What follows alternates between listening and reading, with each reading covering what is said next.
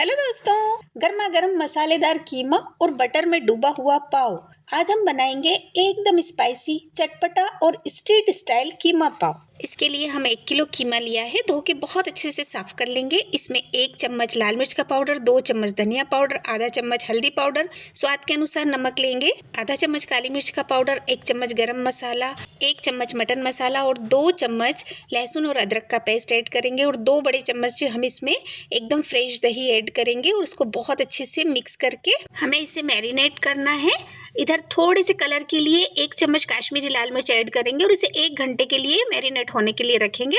चलिए, इधर एक कढ़ाई में 3 बड़े चम्मच ऑयल लेंगे और बेसिक से गरम मसाले हम इसमें ऐड करेंगे। क्योंकि गरम मसाले हमने मैरिनेशन में भी डाले हैं ना, इसलिए कम ही डालेंगे।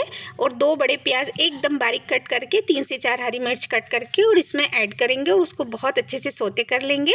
मतलब हमारी प्याज और मिर्च एकदम से गोल्डन ब्राउन हो जाना चाहिए। 5 से 7 मिनट लगेंगे आपको प्याज को फ्राई करने में। कीमे को मैरिनेट करने से 1 से 1.5 घंटे वो थोड़ा सा गल भी जाता है और उसमें मसाला भी अच्छे से मिक्स हो जाता है। जब हमारे प्याज अच्छे से ब्राउन हो जाए ना, तब हम मैरिनेट किया हुआ कीमा इसमें ऐड करेंगे और उसको भी बहुत अच्छे से चलाएंगे। मतलब अब बहुत अच्छे से हमें इसकी भुनाई करनी है, क्योंकि सारे मसाले हमने इसमें ऐड कर दिए हैं ना, तो आपको ज़्यादा डालने की ज़रूरत भी नहीं है, क्योंकि सारे मसाले इसमें ऑलरेडी ऐड हैं। तो उसको बहुत अच्छे से भुनाई करेंगे और 10 से 15 मिनट आपको इसे ढककर पकाना है एकदम लो फ्लेम पे, ताकि हमारा कीमा बहुत अच्छे से गल जाए।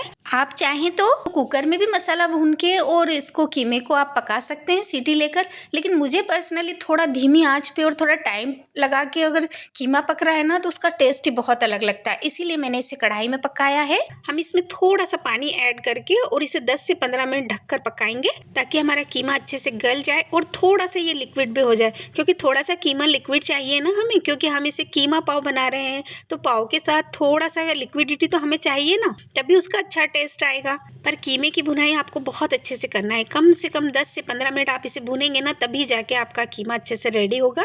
और कीमा रेडी हो जाए तो ऊपर से हरे धनिए से गार्निशिंग करेंगे और इसको अच्छे से मिक्स कर लेंगे। देखिए, तैयार है हमारा पाव के साथ खाने वाला एक कीमा, जो बहुत ज़्यादा लिक्विड तो नहीं होता है।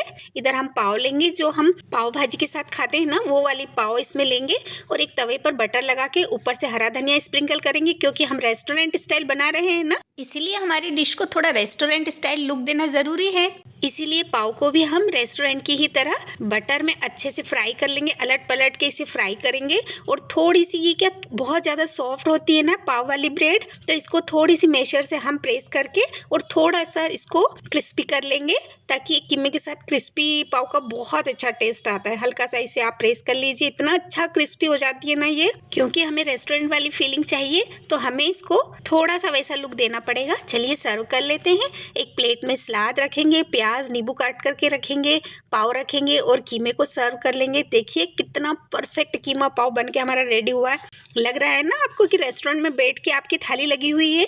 बस ऐसा ही बना के घर पे खाना है, ताकि आपको बहुत अच्छा फील हो। और इतना टेस्टी और इतना यमी बन के रेडी हुआ था ना, आपकी पूरी फैमिली को बहुत पसंद आएगा। इसलिए मेरे कहने पर आप एक बार कीमा और पाव घर पर बनाकर ट्राई कीजिए। वीडियो अच्छी लगे तो लाइक कीजिए, सब्सक्राइब कीजिए और इतना अच्छा कीमा पाव खाकर खुश हो जाइए।